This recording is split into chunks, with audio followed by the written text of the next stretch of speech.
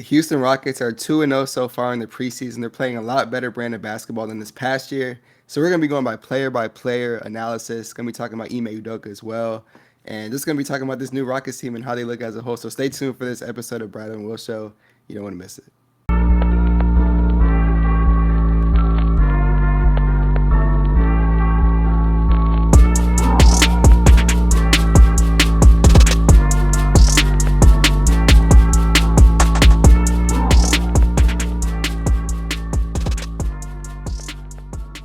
All right, and welcome back to an episode of the Bradeaux and Will Show. I'm your first host, as always, Will. You can find me on Instagram, Twitter, and TikTok at Bias Houston. Over there, we've been talking about the Rockets.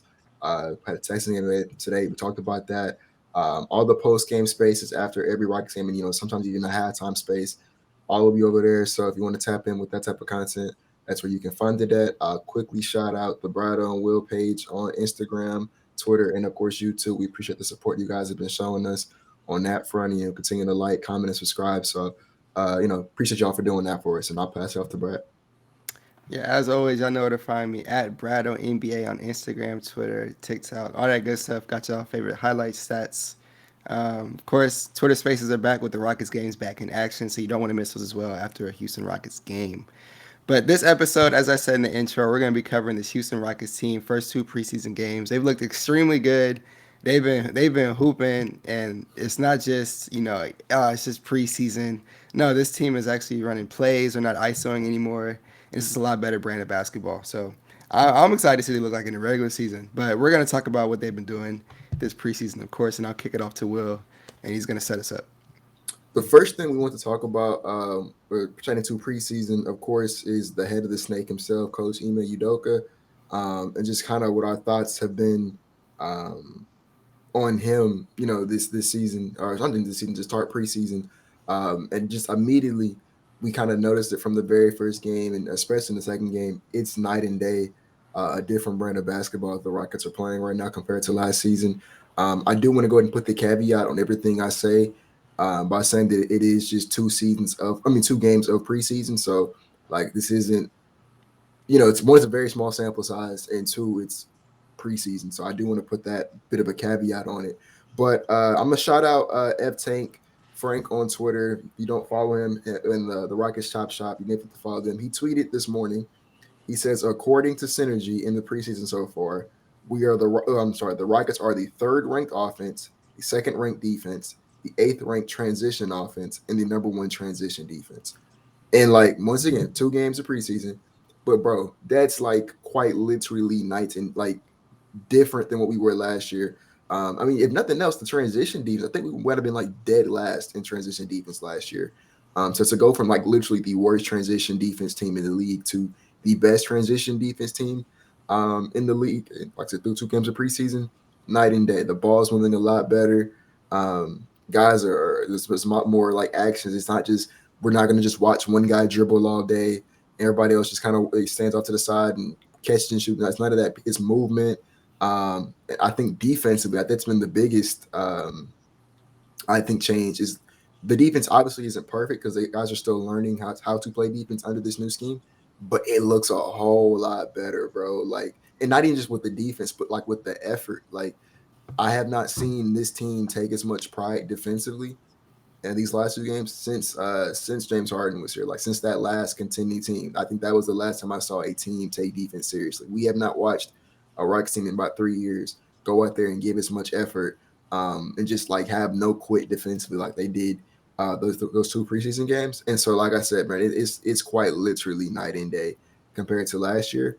And I like I said, I'm not 100% sure, but I believe that there is like some studies out there that have like said that if teams perform really, really well in preseason, kind of like those numbers I was talking about, that usually translates to the regular season. Even obviously, we're not going to be. I doubt we're going to be the number 1 ranked transition defense or the number 3 ranked offense. Like I doubt that's going to happen.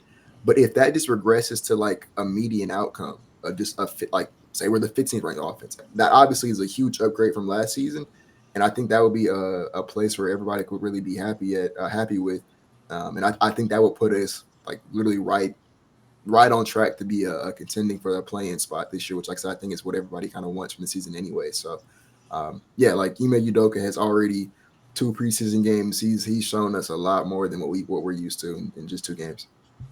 Yeah, I think we'll put it on the money, and I won't say exactly what he said. I want to say I've loved the accountability that I've seen so far. One instance, I went to the game that was in Alabama when they played the Pelicans, and I see Ime Udoka screaming at Alperen Sengun to shoot the ball, something that Steven Silas was telling Alperen Sengun not to do. But not only did he scream at him to shoot the ball, Alperen Sengun turned the ball over on that position.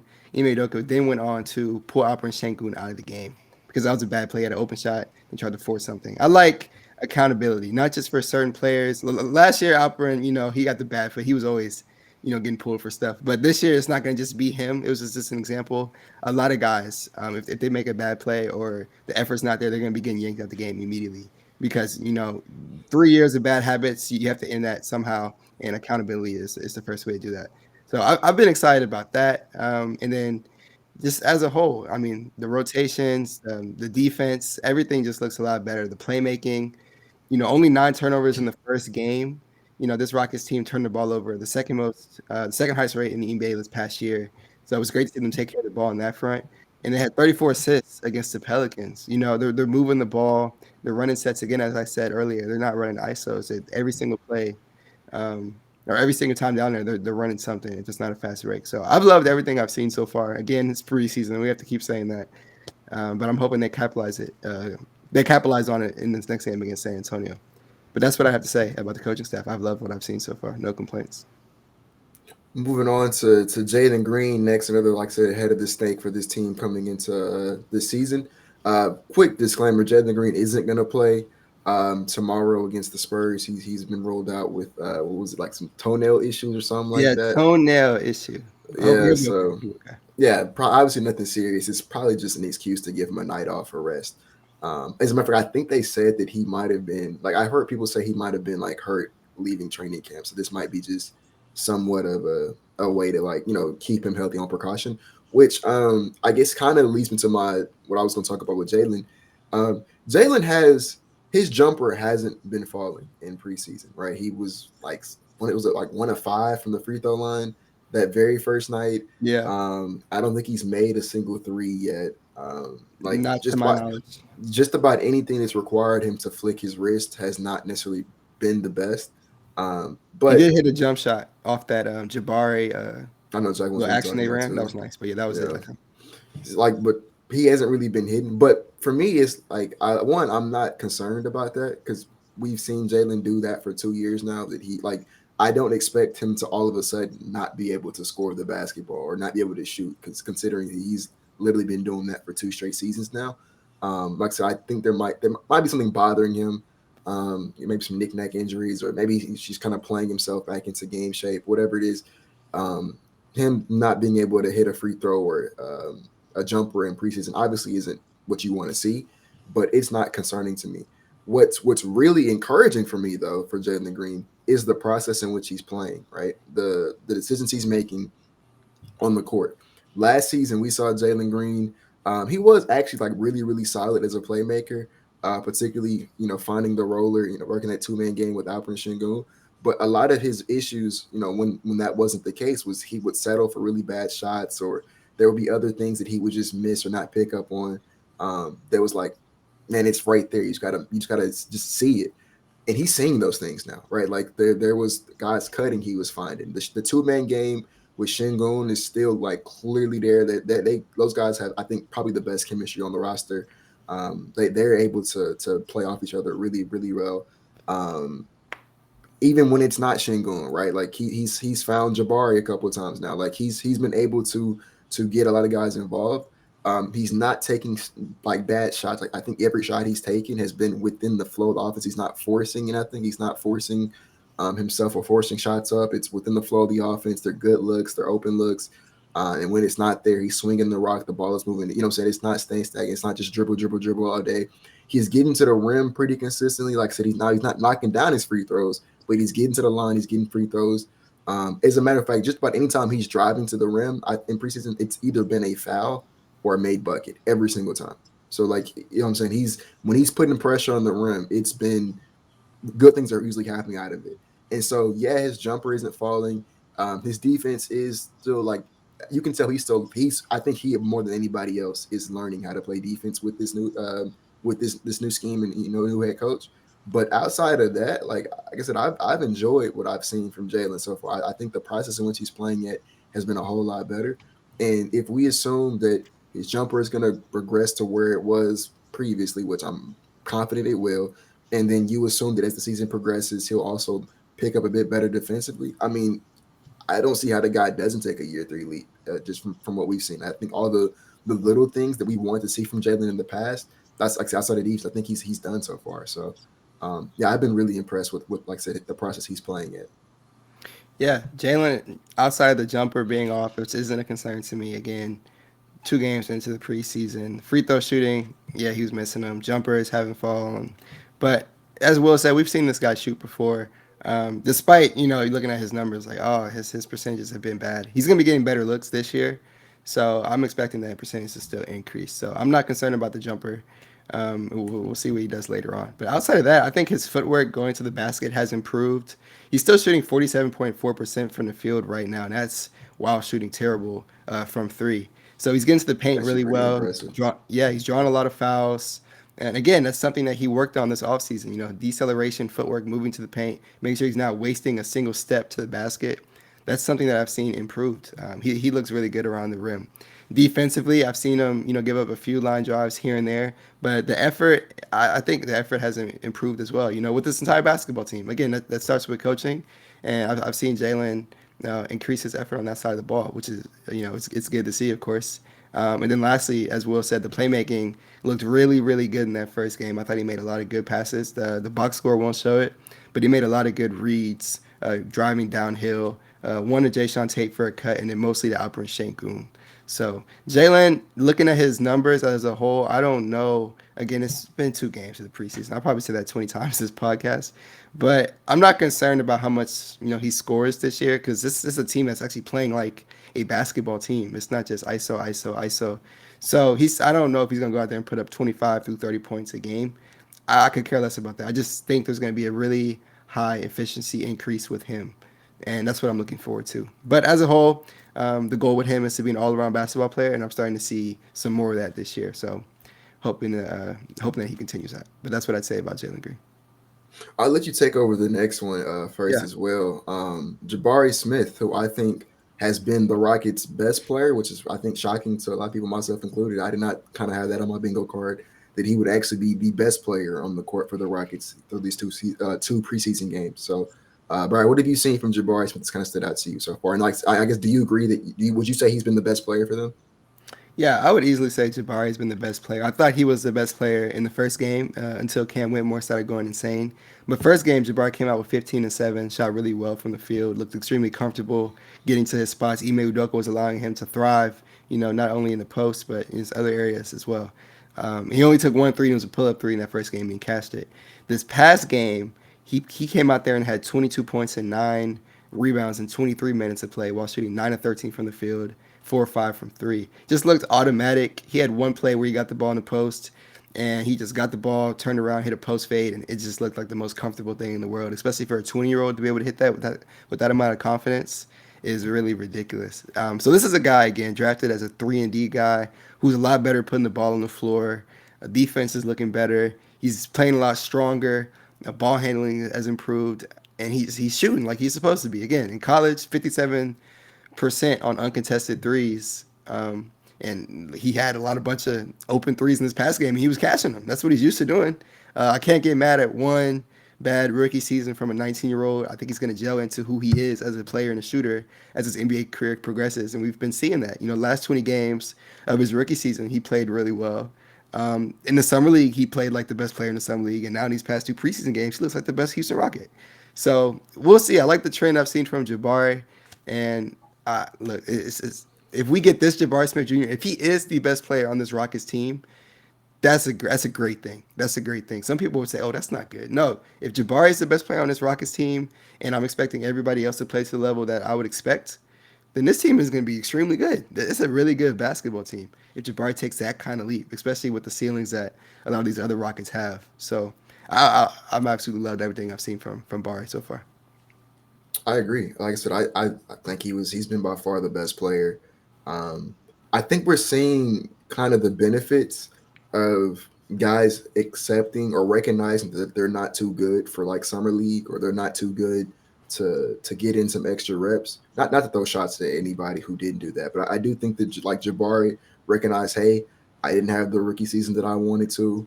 Even if I did, like I'm not an all star. I'm not on a max contract. I haven't won nothing yet. So I'm not above playing in summer league.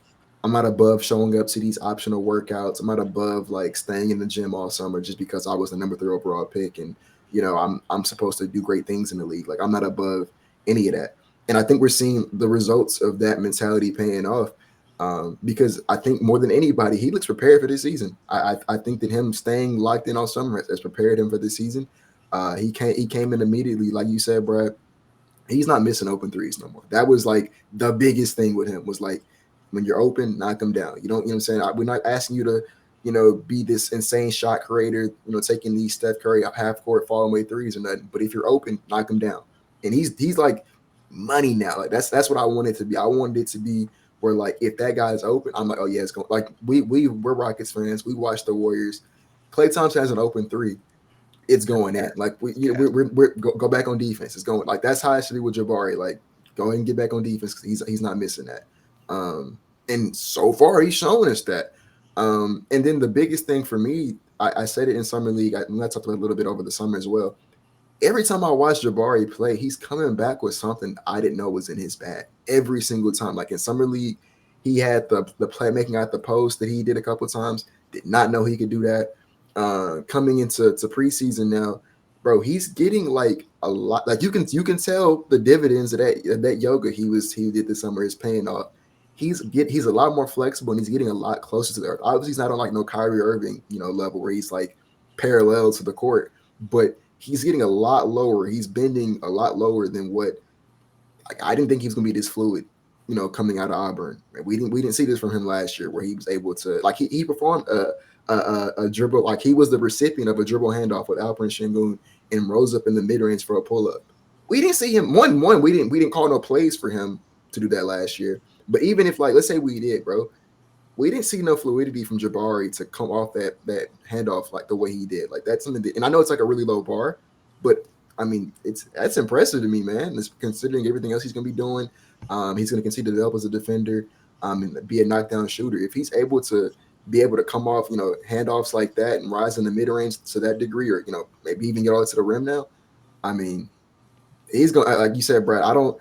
It might be. I think it's going to be really tough for him to be the best player on this team. I think there's a lot of really talented young guys on this roster. But if everybody's hitting and Jabari is still the best player, I mean, I don't know how you stop this team at that point. So, yeah, like I said, I've loved what I've seen from Jabari. I'm giving him the game ball through 2 preseason games. But we can talk about his front court mate next, Alperen Sengun.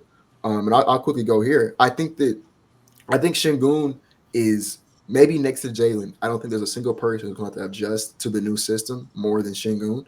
And I think you kind of see that. He's not. His offense is not where it was last season. And once again, it's 2 preseason game. He's probably just adjusted. So I'm not saying he's like cooked or nothing. But offensively, he hasn't been the same that we were accustomed to from him. I think that he's I think he's not used to, if I give the ball up, I'm gonna get it back. Like, I think that he's kind of used to the Silas thing, where it's like, if I give this ball up, I'm just not gonna get it back. So I think he's having to learn, like, I can pass to Fred, I can pass to Jalen, because they're gonna give it. If I get open again, I'm gonna get it back. Um, and so yeah, he's struggling in that department. There's been a couple like bunnies that he's missed, but same thing with Jalen, bro. We've seen him be great offensively for 2 seasons now. As a matter of fact, he's actually the last player on this team I'm worried about offense. If I had to like rank who I'd be concerned about from an offensive standpoint, he would be dead last. The question with Shingun has always and will always be, how can he be defensively? And I don't know about you, bro. I feel like he's been really good defensively so far, right? Like, they kind of stopped playing him in that deep drop. He's been kind of being brought up more at the level of the screen. He's been showing a lot more. Obviously, he's been used a bit. He's being deployed a bit more mobily than he was uh, last year, and so, like, I like what I'm seeing from him defensively. He's not getting like Valanciunas on the Pelicans. That's somebody who, like, punked him last year. Like that Pelicans game, that was a game where I'm like, yeah, Shingun, he took you out this game. Like He I was getting haven't seen bodied it in that game. yet. Yeah. That didn't happen. And maybe it's because it's preseason they wasn't trying, but Valanciunas did not body. There was a possession where like Valanciunas tried to get like deep post positioning on Shingun and they threw the ball. Shingun just swatted it out. And it's like these are things he wasn't doing last year. So I like what I'm seeing from Shingun defensively so far. I completely expect the offense to 100% shake back. He's gonna be even better than he was last year offensively. I'm not concerned about that guy at all. Yeah. Defense has been extremely good from Alperen Sengun. Best defense we've probably seen him play in Houston Rockets jersey. Probably He's ever. a lot more comfortable not playing in that deep drop, a drop that he said he never played in his entire life under Steven Silas, and it's part of the reason why he was very uncomfortable playing, in that system, and he looked really bad at times. So now he's roaming the floor a lot more. They're using him in the correct way. It's good to see him actually be a positive on that end. Ended up with 4 steals in that past game. Made a lot of really good Sheesh. plays in the post and everywhere on the court. So yeah, I'm excited to see what Sengun could do. Had 2 blocks in that first game. So yeah, Sengun's look good on the defensive side of the floor. My only concern with him, I don't know if it's a concern, but it's an adjustment he needs to make, is he does need to take those open 3-point shots. He's been working with his Serbian shooting coach, as he said on this podcast, the entire summer. Obviously Turkey was playing overseas and was shooting the 3 ball, and he wasn't even hesitating when he was playing for the Turkish national team. He was just pulling them, and he was hitting like 30-footers. But now he comes to the Rockets, and he still has that little hesitation to him.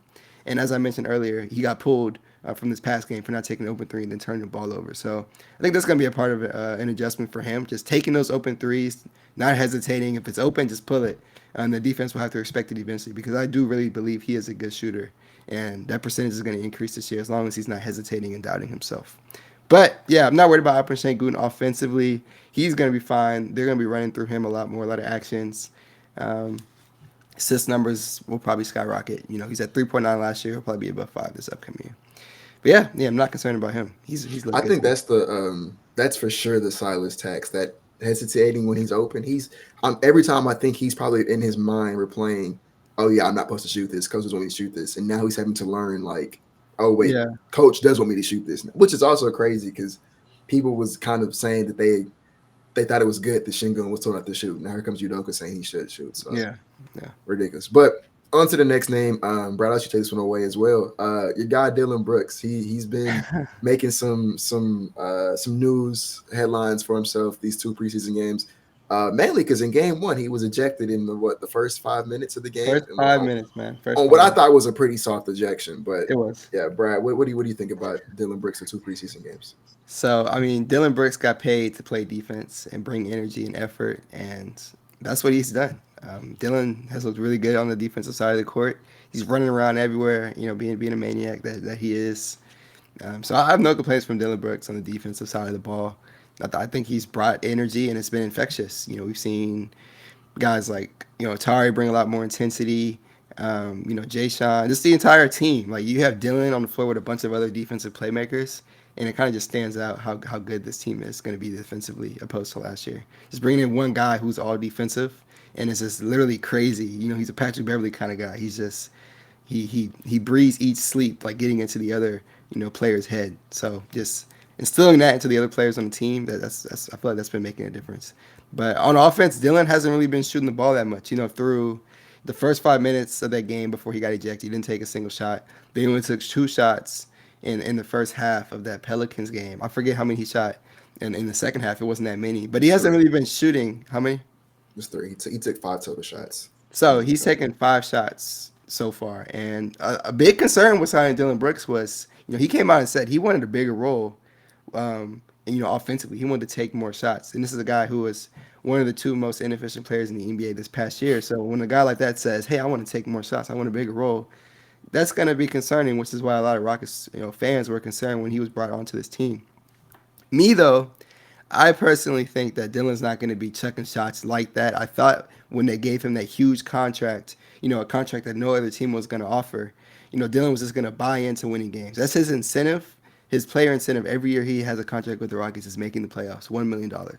So I think Udoka's like, hey man, just come here, do what you do best, play defense, and just help us win games. That's all we want you to do. And just looking at the hierarchy of the team, I can't see him being even in a position to chuck up shots. The Rockets have so many talented players on the offensive side of the ball. I don't even know if he's in a position to just chuck up a bunch of shots. So I'm not concerned about Dillon shooting the Rockets out of games. This just is not a concern for me. He's just going to be out there locking up, doing what he was paid to do. So I've loved what I've seen from Dillon Brooks as well. I think you summarized it pretty well. Through two preseason games, he's only taken 5 shots now, albeit that's because he was ejected in the first 5 minutes of the first game. But even still, he didn't put up any shots in that game. Like Brad said, 2 shots in the first half, 5 total in the second game, and I'm pretty sure um, one of those of the 5 he took, I would only say one of them, maybe 2, were like quote unquote bad shots. The only one that even like comes to my mind was I forgot if it was either like a steal or somehow he got the ball back, kind of in a transition situation, and he took a pull up 3. And maybe you want to see him like wait for someone to come back or maybe swing it around, get a better shot than a pull up 3 from Dillon Brooks. But if he makes it, no one cares that it's a bad shot. So it's, you know what I'm saying? It's one of those things where it's like, was it the best shot? Probably not. Was it a terrible shot? No. He hasn't taken any shots where I'm like, dude, what are you doing? Like, pass the rock, bro. I haven't had that moment yet where I'm like, you're forcing it right now. Like somebody's open or there's a better option and you're forcing it. I haven't had that feeling yet. It's 2 preseason games, but if this is who Dillon Brooks is going to be, which is obviously a lot different than what we were accustomed to with Dillon Brooks, if this is the new version of him, I mean, at that point in time, he's well worth the money that we paid him this offseason. A lot of people, myself included, will be wrong about him, right? That's not what I thought we were getting when we signed him. This is a completely different player. So, the defense has been like, that is one thing that I think everybody, even if you wasn't in favor of signing Dillon Brooks, you knew it was going to be legit. His defense is legit. Like before he was ejected, the very play right before he was ejected, he was like all over the place. Like he guarded like 3 different zones on the court in one possession and was doing a great job. Even um, against the Pelicans, I think his energy is just contagious. I think he's responsible for a lot of the tone setting on that defensive end of the ball, and why when guys like Tari Eason and Jae'Sean Tate come in, they're just ready to keep it going because I think he kind of set that tone. So yeah, through 2 preseason games, man, like I said, I'm ready to sign the apology form if this carries on to the regular season because he's been really good. And I'll say one more thing. I predicted he would be a fan favorite by the end of 2023. Not the season, it's 2023 itself. I think that is still true. This is a guy like Patrick Beverley. You love him if he's on your team, hate him if not. So I think Houston's going to fall in love with this guy. But yeah. On to the next name, Fred VanVleet, the other big free agent signing this summer, and he hasn't necessarily offensively. I don't feel like he's been superb, but I think as a playmaker, as a decision maker, and obviously this is something that's not even measured in preseason, but just as a leader, I think he's been a phenomenal signing. But in terms of as a playmaker, as a decision maker, as a point guard, oh, I mean he's been great, right? I know a lot of people who don't watch the games have been looking at the box score and say, okay, I think he shot like 0-5 from 3 or something like that, and I don't think he shot above like 30-40% from the field So in any of the 2 preseason. I'll say this. Well, it's funny, like, because he has been playing good basketball in my eyes. If you watch the games, if you're not watching the games, you're seeing, oh wow, he's shooting 27.8% from the field, and he's shooting what 18.2% from 3. Oh, they signed this guy who's a chuck last year. Now he's chucking again. But if you've been watching the games, like you said, well, he's I doing good to do. me. He's done what he's supposed to do. Guys are getting their shots in their spots. He's had a really good 2-man game with Sengun so far. Another really good 2-man game with Jabari Smith. Oh, by the way, I actually meant to talk about it with Dillon Brooks. Dillon Brooks threw 2 really good passes. I forgot to talk about against the Oh, he Pelicans. did He throw threw crazy on the bar. a Yeah. skip pass from like the right elbow to Jabari in the left corner. Cash. That was a really impressive pass. And then he had a really nice like bounce pass to Sengun rolling to the basket. I think Sengun did miss the bunny there, but like I didn't know Dillon Brooks could throw a pass like that. So shout out Dillon Brooks. But Fred, same thing with him. He's been throwing some really nice passes. There was a play where Jabari Smith Jr slipped it. He bounced it to him. Even in transition specifically, I've seen Fred make a lot of good plays, a lot of good reads. So, like I said, in terms of just a playmaker and as a point guard, I mean, I thought he's played well. He's been active defensively. He came with a couple steals and deflections. And every single like timeout or like dead ball, he's running to somebody and coaching them up. There was several, times like I said where I saw him in Jabari's ear, in Shingun's ear, in Jalen's ear, talking to them the whole game. So he's letting his leadership shine, not just like off the court, in the locker room, but like on the court itself.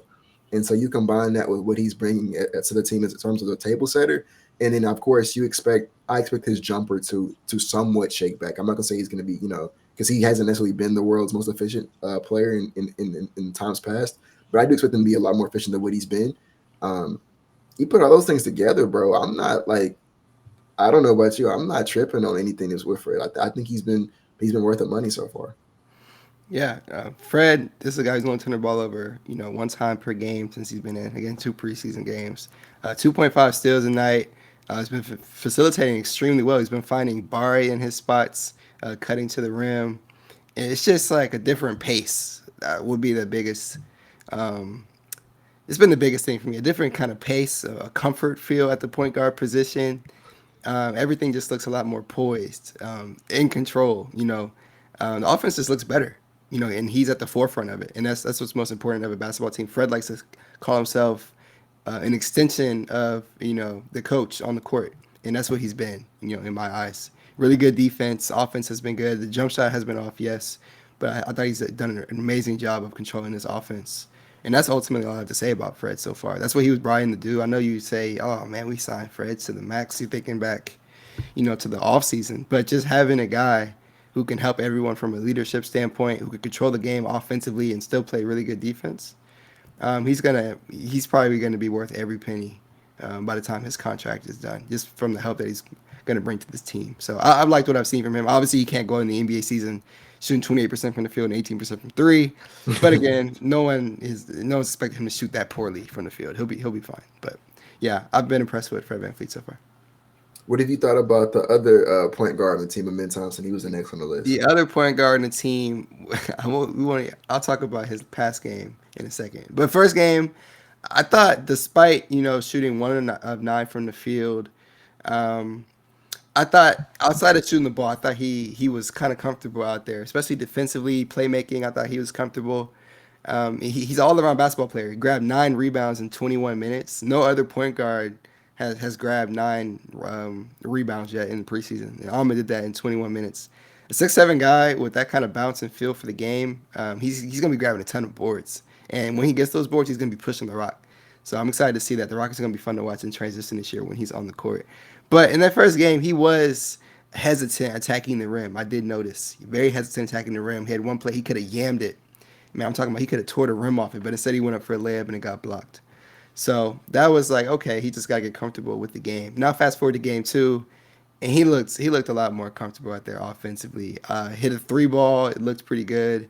And then as we all know, he got the ball in the corner, went baseline, and had a J.R. Smith, Kobe Bryant reverse slam that few in league history have been able to really pull off. But he did it effortlessly and out of nowhere. So that is absurd. Then he had some really good passes to Boban Marjanovic that stood out to me. He really spoon fed him on both of those plays, just by weaving his way around the pick and roll and just lobbing it up to Boban. Just really spoon feeded him for those buckets. That's really good playmaking right there.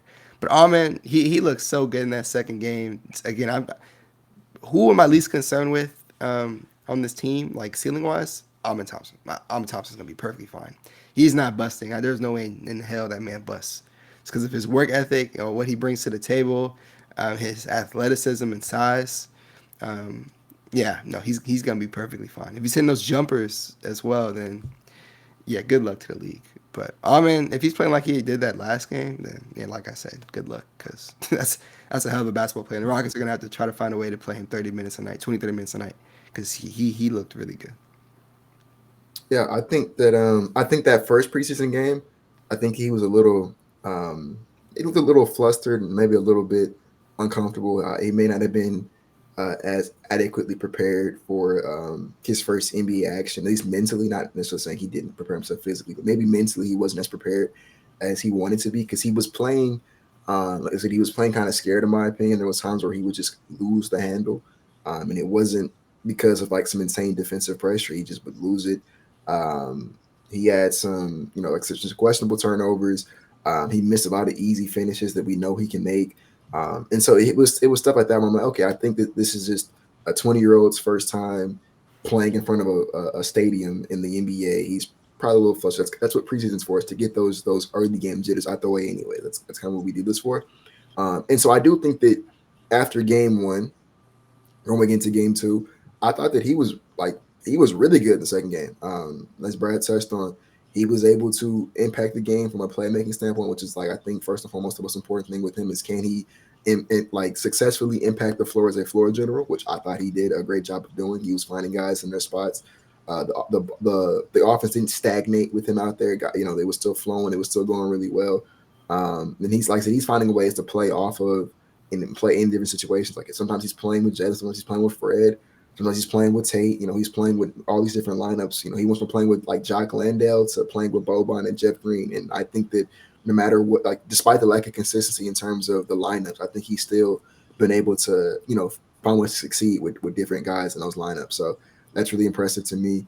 But as Brad touched on, the most impressive part to me was that 30-second stretch against the Pelicans where he took it like maybe you can call it a step back three, where the defender was kind of playing him a little back, took a little step back, drained it, and he took a three in game one where he kind of I don't know if it was like a dribble handoff or something like that. I forgot what it was, but he took a three that was not like a catch and shoot three at all. It was like off the dribble, like kind of like a handoff sort of thing, and he missed, of course.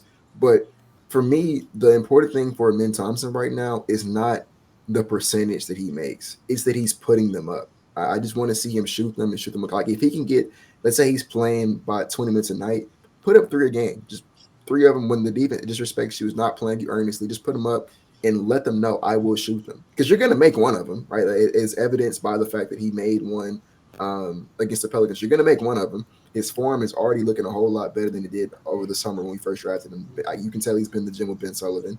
As a matter of fact, maybe hurting his ankle might have been good for him because I think all you can do then is form shooting. So his form looks a whole lot better than it did over the summer, and he knocked it down, against the Pelicans. But for me, like I said, I just want to see him put the shots up and make the defense respect them.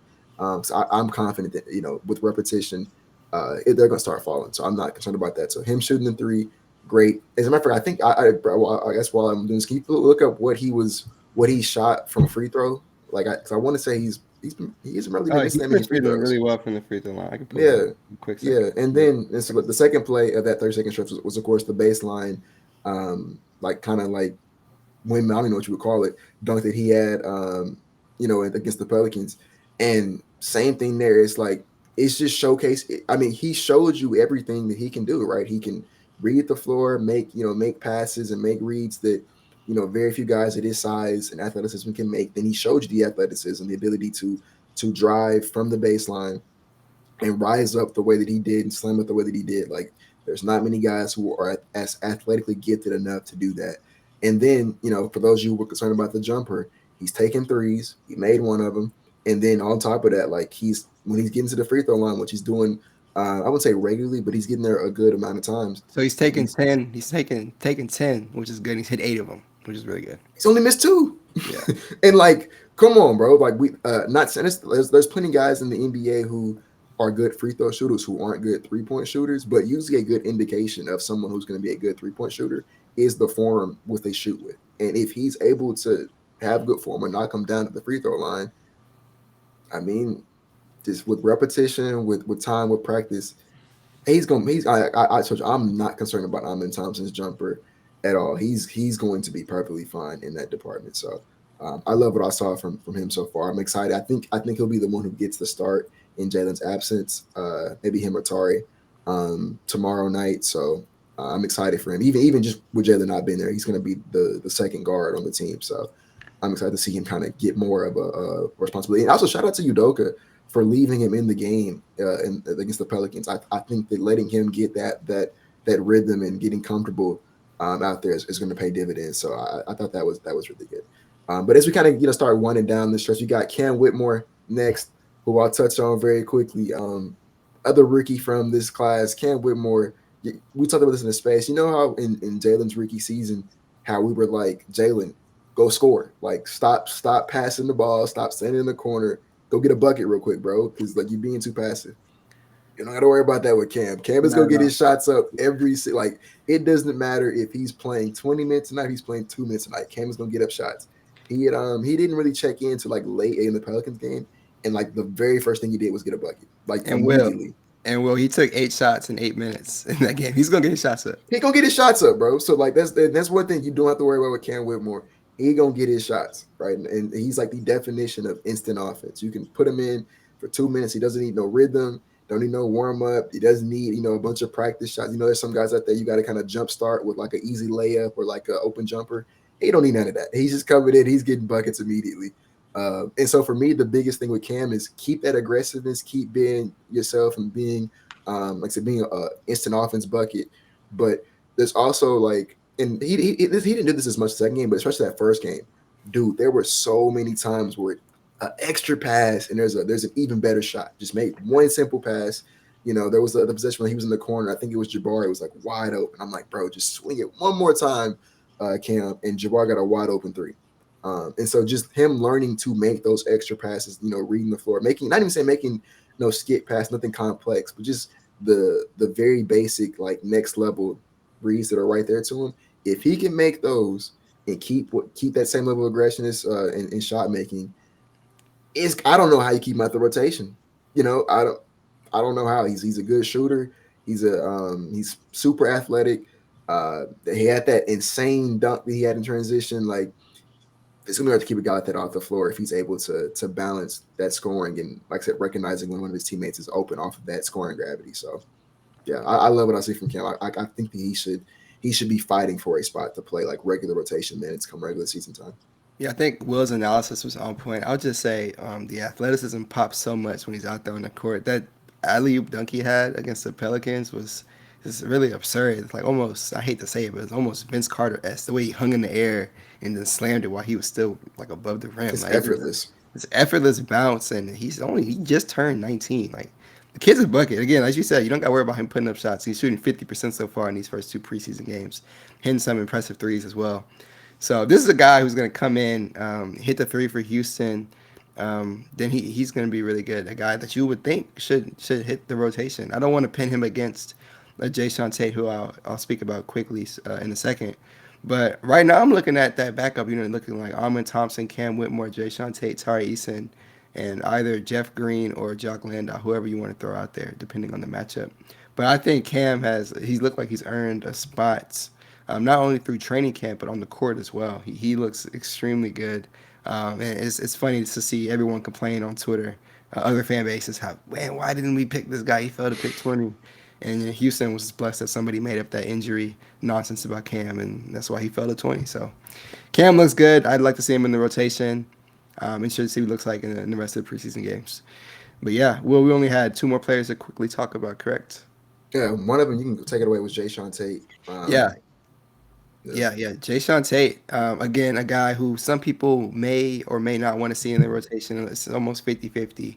But what Jae'Sean Tate brings to the table with Ime Udoka, I really enjoy. He had 3 steals in a 68-second span against the Pelicans. He's ripping on ball. He's getting in the passing lanes. He's ripping drivers. And he's also playmaking extremely well as well. I don't know if you saw that bounce pass he had, Will, in that pass game. He had an over-the-head bounce pass from the three-point line to an open layup. That was really That was nice. what to Jalen, right? I believe so. Yeah. Yeah, he just looks really good out there defensively, especially when he's next to Tari Eason and a bunch of other defensive playmakers out there. He hasn't necessarily messed up the spacing per se. They're using him pretty well offensively. He's coming off of screens. If he's not coming off of screens, he's setting screens, and he's always moving. I've looked to see if defenses collapse while he's on the perimeter. I've seen maybe 1 or 2 instances where that's happened while Alperen Thompson was driving, in fact. But Jae'Sean, if he's playing like this, it's going to be hard to keep him off the floor. Again, that's a winning basketball player on any basketball team in the NBA. This Rockets team just happens to struggle with three-point shooting this past year, which is why it was so ugly to have him out there. But this year, if they're able to shoot better and he's able to even shoot better, then you got to keep him on the floor. And even, if he's done what he's done these past 2 preseason games, that's a guy you got to leave out there. He just looks good. He's a positive, positive on the court. Really good defender, playmaker, 1,000% effort. I liked what I've seen from him. I'm not gonna repeat too much of what you said, so I agree. I think that Jae'Sean Tate, like y'all know, I've been a a Jae'Sean Tate supporter for a while now. He's one of my favorite players on the team because I think that he is like the definition of a coach's dream, a guy who doesn't take any plays off, doesn't care about the score, he doesn't care, what's going on. He'll jump in the crowd for a loose ball. He'll box out. He'll fight for rebound. I think about that OKC game 2 years ago where he just absolutely like willed the team to a win, like just off of pure energy. No one on the court wanted it more than Jae'Sean Tate did that night, and that's why we won that game. And that's the kind of player that he is. So like I love Tate. I love players who are from that mold of players who don't give up, regardless of the score or whatever the situation is. And Jason, like I said, Jason is clearly from that mold. The problem for me is I just don't know if on this wing heavy roster, when you have guys like Jabari and Tari, Dillon Brooks, obviously, and then Ken Whitmore, who is looking like he has some all star potential to his own name. It's tough to find ring minutes for him, especially if he cannot effectively space the floor, which is something that we know Amin Thompson needs in that second unit. He needs spacing, right? He needs someone to afford him driving lanes. A lot of his game is driving kick, so it's kind of hard to drive and kick when you're not, the defense is not respecting the open shooter, and there's no lanes, there's no one, or even if the pass gets there, they're not knocking it down. And so, not saying that I want Tate traded, not saying that I want him to not play. I probably wouldn't have him in my ideal rotation, but I understand why Udoka wants to play him, and I'm not mad at that at all. Like he's been a difference maker for sure, so far. But like I said, I just don't know if the spacing is gonna, like, if his skill set is what that second unit needs more than just a more traditional spacer. And I also think that, like, I think a lot of people think he sucks at basketball, and like to me that's ridiculous. I think if you put him on a team like the Phoenix Suns, like the Denver Nuggets, a winning team that needs, for lack of a better term, a dog, I think he's like, we're going to talk about that guy the same way that people talked about like Bruce Brown last year. I think he's going to make a name for himself on a team like that. It's just like I said, I just don't know if it's going to be the Houston Rockets because we happen to have a lot of guys who play that wing position, and we have a lot of guys who really can't shoot, and so it's like I think there's some weakness overlap um, in that scenario that would lead to him maybe having to see a different team. But like I said, if he plays, I'm not gonna be mad at it. I see why. And the last player I want to talk about, Brian will talk about, was Tari Eason. I thought Tari Eason's been really good. Nothing. I guess maybe it's because I'm just used to him being really good that it doesn't even like stand out to me anymore. We knew who Tari Eason was. We knew that he's going to be one of the best defenders in the league. Same thing with Jae'Sean Tate. He's a guy who does not give up on plays. He's going to give 110% effort all night. He had a really kind of scary play where he like rolled his ankle a little bit. I'm like, man, like, is Tari finna miss some time in the regular season because he got himself hurt in preseason? And like 99% of NBA players for sure would sit out the rest of the preseason game if that happened to them. And then like another like 50% of them probably missed time in the regular season for that injury. Tari just got up, tied his shoe tighter, and went back out. And matter of fact, he played better, I think, on the hurt ankle He than he did. He did did. before he was hurt. So it's just like this dude is like he's a machine. He played all 82 games last year. Like just an absolute unit. He's what averaging like we said like 2.5 steals a game, something like that. Like I guess for me it's like it don't even surprise me no more that he's this good. Yeah, Tari's been amazing. I'll list off his stats really quickly, just because he's looked that good in just 2 minutes, in just 15.2 minutes per game, 9.5 points, 6 boards, two of those being offensive boards, 2.5 steals, which is absurd, and then shooting 72.7% from the field and 50% from three. Do you So know I think Tari, how many attempts from three he's taken? I believe he's taken 4 threes and hit two. Okay. Okay. But Tari, again, he's gonna bring what he brought last year. A guy like that who you don't have to call plays for, and he plays that well. He's gonna pop in any system. He's gonna pop a lot more with Ime Udoka. He excels defensively, but now he's in a defensive scheme, for real. And yeah, he's really just gonna pop. He's gonna be one of the best bench players in the league, in my opinion. But yeah, he's been amazing. He had 3 steals in like a 2 minute span against the Pelicans. Just wrecks havoc. So yeah, and when he gets those steals, he's off to the races too. It's not just a steal, slow it down. No, if he gets those steals, he's gone. Transition. So yeah, that's the last thing I had to touch on with this Rockets team. They've looked really good through 2 preseason games. They got the Spurs next. Going to be going against a full Spurs team, which has been reported today. Even Keldon Johnson's coming back. We're going to see them play against Victor So Wemby's gonna Wembanyama. play? Yeah, the Spurs insider said they're expecting a full team to play. I don't know how long, but we'll see. It's gonna be a good test. I'm expecting Bari to be matched up with Victor, so it's gonna be fun. You guys definitely have to stay tuned for that. But if you're still with us now, thank you guys for always listening. Make sure to subscribe if you haven't already. It's been fun. Again, we're gonna be dropping episodes all season long, so you know where to find us at. But as always with myself, you know where to find me, Bradeaux NBA. Instagram and Twitter and all that good stuff. But yeah, appreciate y'all for staying tuned. You can find me at Bias Houston on Instagram, Twitter, TikTok, all that good stuff. Appreciate you for listening. Hope you like, comment, and subscribe. If you enjoy what you've been listening to. We'll see you guys next time. Go Astros, yes sir. Go Astros.